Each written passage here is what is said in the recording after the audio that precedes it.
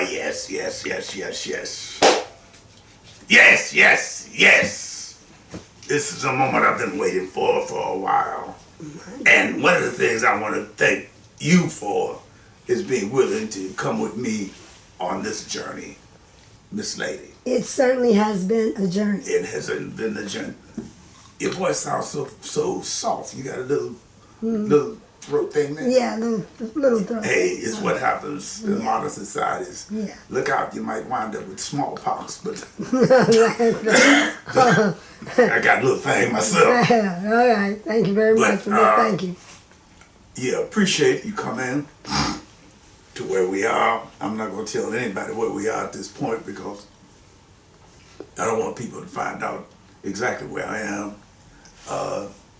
Jojo is off on one of the conferences and so forth. For those who do not know me well, and I don't think anybody knows me very well, I'm going to say Jojo, my wife. And I owe a lot to Jojo. I owe a whole lot to Jojo. Man, I could get down on my hands and knees and thank the Most High for being introduced to that woman. Mm-hmm. But I'm not gonna go there. Let me. But who are you? Or who were you? That. Now I still like a little firewater, so I ain't completely gone over the edge. But let me say this. For years and years, I was somebody who was named Likka Sto Rufus. Okay, there's a reason why they call me Likka Sto. I never could figure out why they call me Rufus because that wasn't my name. But I'm not going to get in that because that wasn't my name either. Likka Sto had to do with the fact that I had like a permanent location. Me and some other dudes over behind a liquor store. It was like we were tethered to the liquor store with some chain or something. We couldn't go nowhere. We couldn't go nowhere. We had to be, I guess you about 50 yards away from the liquor store because if we went any farther, we were gonna die of thirst or something. I don't know. It was beyond alcoholism. It was just addiction, habituation, blah, blah, blah, blah. I'll get into that. I get into that later. But right now, where I'm at is a different place, and I'm gonna tell you it happened as a result of Jojo. I'm not gonna give a whole bunch of stuff about her history because she speaks too well for herself for me to be sitting here talking about her. But what I can say is that she, right there on 124th and Wilmington, she pulled me up out of the swamp and said, "Hey, look, come on, be somebody." And I took the challenge, and where I'm gonna start at today, right now, is what we did. And what about your name now? Excuse me? Who are you now? I put my government name aside and I was renamed Brother Kwame. Gotcha. Brother Kwame. I am now officially Brother Kwame. Except when I get checks and stuff, then I have to sign my government name, like we have to do. So I came up with Brother Kwame because I was born on Saturday. And in Ghana, in the Motherland, you are named for the day you were born. Kofi and Kojo and so forth and so on. So for me, it's Brother Kwame. But here's what I want to get at. Over a period of time, a series of things like we're doing right now, I want to explain how an evolution came across inside of me. Inside of me. Jojo says, "Hey, look, I got a deal." Woman always be getting deal. I'm telling you, she's a dealer. She's a dealer. She said, we can have a chance to go to Ghana because they're welcoming people out of the diaspora, out of the diaspora. I was so ignorant, I didn't even know I was in the diaspora. I mean, I had no idea, you know, so what? So she said, we can go. They're offering a deal. We don't have to go with a whole group of people. You know, you pick 4 or 5 people. They had very interesting little packages. Ghana really wanted to help us come back. I'm talking about people from the Caribbean. The year of the return. That's what they would call it, the year of the return. I don't know why it had to be Ghana, but be that as it may. Anyway, we went.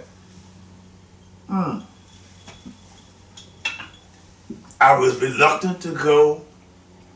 I was reluctant to go because I heard all of the stories. I was under the impression that they still had lions and tigers running through the streets. I thought I was going to be, you know, eaten up or something. You needed education. Well, you know, I mean, all my whole life, everybody's saying the same thing. Don't mess with Africa, you get eaten up. I'm sorry, eaten up. Okay, got it. You know, I'm trying to improve my diction and stuff. With my evolution, I got to improve my diction. So we go, and, you know, it was, I don't know, it was like an epiphany. Yeah, that's right, I've been reading the dictionary a bit. It was like an epiphany. The people were warm and friendly, and they, you know, they wanted to make some money off you, but hey, people want to make some money off you wherever you go. So that we are over there, and wow, we went for a month and stayed 3 months. 3 months. The first time, I've been back and forth to Ghana 2 times since I talked to you last. My goodness. 2 times. Probably be going again during the rainy season in the coming year. Rainy season is from May to September. Oh, okay. You didn't know how I knew that, did you? No. I didn't even know when the rainy season was here in L.A. I thought it was just raining all the time, or sometimes. But anyway, it was so exciting. Miss Lady, do you hear what I'm saying? I hear you. I mean, it was so exciting. I don't know how to explain this. I went and I became aware of some things right away. I mean, you know, I have had a little bit of a history of liking strong substances. Yeah, we know. In my veins and stuff. Yes. And I felt like, you know, hey, I don't need none of that. You know, I felt powerful. I felt like, for the first time in my natural life, here I am sitting up here talking to you as an 82-year-old brother. My goodness. 82-year-old brother. I've been everywhere but the bottom of the sea. You never told me before how old you were, but okay. You see what I'm saying? You see what I'm saying? Right. I've been everywhere but the bottom of the sea. Don't nothing bother me. I see. And I looked up and I said, wow. You know, people were taking off their hats when I was being introduced to them. And this is brother Kwame. Mm-hmm. And I felt honored and dignified and stuff like that. We were invited to ceremonies, and you know, hey, I went to a funeral, and they partied their booties off, you know. Mm-hmm. You know, party. Wait a minute. So what I'm trying to get at is this here. Mm-hmm. Went to Ghana. We went to the capital city, Accra. Mm-hmm. Accra is, oh man, Accra is everything. You know, it's high and low and middle and in between. They got poor people driving. They got rich people driving Mercedes through neighborhoods ain't got no roads. It's like they flying through the air or something. But then they got other kind of things. It's up and down. They're becoming, it appears to me, more and more affluent because they've discovered oil and stuff like that. But, you know, it's a transportation. Is it trickling down to the people? Is it trickling down to the people? I don't know. I don't know enough about that to say that. But I don't think so. I don't think so. It's, as usual, just the way they did it in Nigeria. You know, the big man grabs off the top of the cream of the bottle, and you know it may a little bit come down, but you know all that. What's really striking to me, you dig it, is that we went over there when things was hot and popping in the United States of America. I don't have to remind anybody at all that the malignant narcissist was off on a trip. Now, I'm not going to get way off into that because I'll save that for a later date. But let me say this. Let me say this. You look like you have a question in the back of your mind. I do. Let's deal with your question first. What's your question? What's on your left wrist? That fits right in. This right here. Yeah. A young Ghanaian brother named Leonard Kennedy in Ghana made it for me. I asked him, I said, hey, look, I want to have some commemorative, what they call them, bangles. They call these bangles, bracelets. I want to have some commemorative bangles made of young black men and women, black people, period, who've been murdered by the police or by unjust means. You know, people have been executed and so forth and so on, unjustly and so on and so on. So the first bangle, we had to stop at 50 because he was running out of material and I was running out of names. I mean, there was just so many people. But I went to this one. This is a bangle made for a brother named Henry Box Brown. Okay. Henry Box Brown managed to get himself nailed into a box in Richmond, Virginia in 1859 and mailed to Philadelphia. Wow. The brother spent something like, the time frame they give it was like 30 some hours or something like that. You know, I had the dimension. I got the dimension. I had the box built for me, for yours truly. Okay, now, you know, I'm not a big dude, nothing like that. So I thought I fit nice in the box. And I stayed in the box for about 35 seconds. And I went bananas. That's right, when you were working with Odie Hawkins. When you were working with my husband, you guys did that. You see what I'm saying? Yeah. You see what I'm saying? He gave you that hat. Wait, we got a history together. Yeah. That's when I got this hat on. Because he put knowledge on my head. And when I went to Ghana, they put knowledge in my head. I got you. So I ain't gonna never be the same. I ain't never be the same. You'll be better. Better. You see what I'm saying? You are better. That's all I'm saying. So in this reintroduction of myself to you, I'm saying to you, this is the second phase.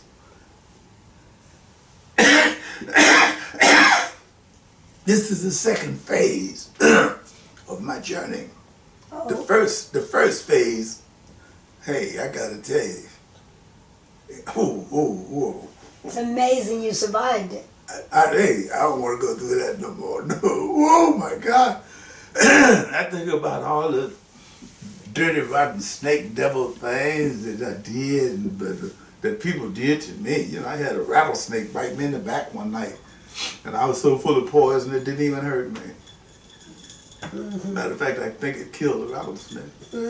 Yeah, but I'm not going to focus on that.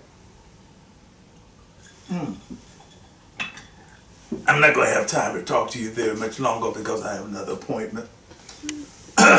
But what I wanted to do was reintroduce myself, the real me, to you and to all those other people who have been so interested in what it is that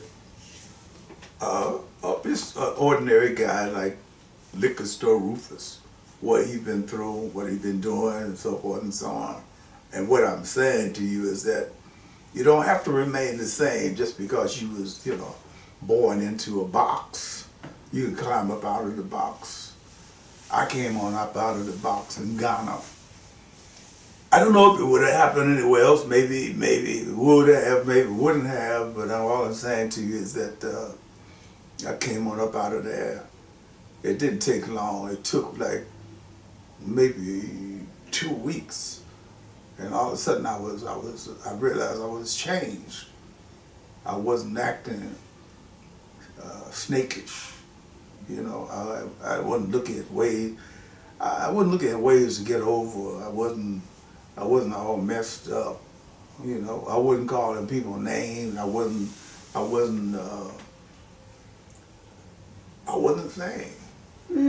Yeah. And I know some people gonna say, oh, well, you could have done that here, I don't know, maybe. No, you're in the same fishbowl. Sometimes you have to get out of that fishbowl and go to another one.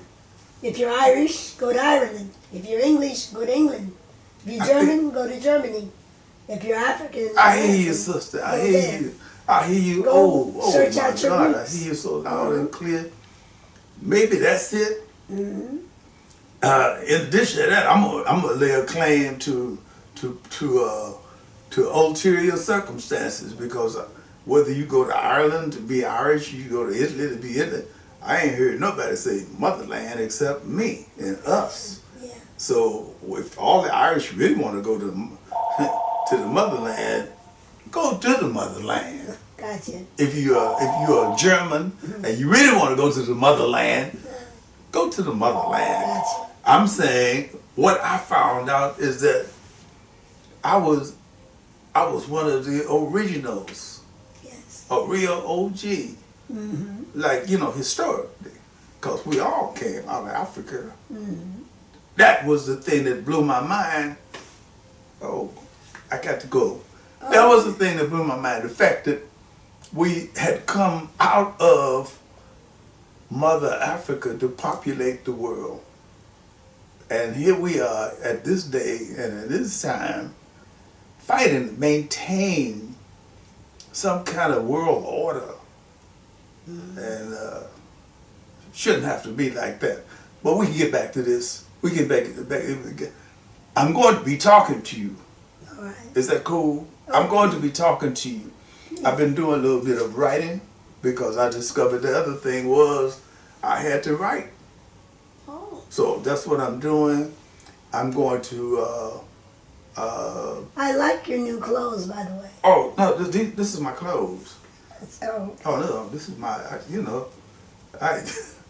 don't know what I was wearing.